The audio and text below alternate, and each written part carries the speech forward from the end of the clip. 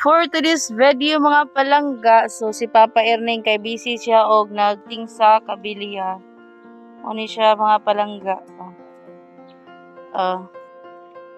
Muni siya guys, gilawom ni siya kay bahirik ang among yuta, dili siya kanang flat. Dili ra siya ba kanang patag di ay. So para ligon, muni siya nga gikawtan jud siya pailawom pag-ayo guys. So makuan pa ni siya pila ka adlaw o sa mahuman dayon mag-file sila sa halubla.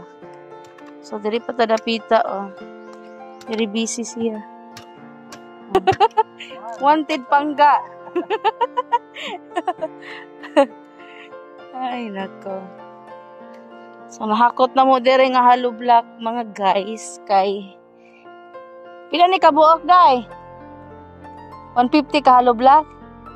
So kulang pa ni siya 550 ka buok. So partial pa na siya mga guys. Ni kini gahapon gi-deliver 40 ka buok kahoy. Ni akong bata diri guys. Kami kayang katulog diri guys. Ano na to?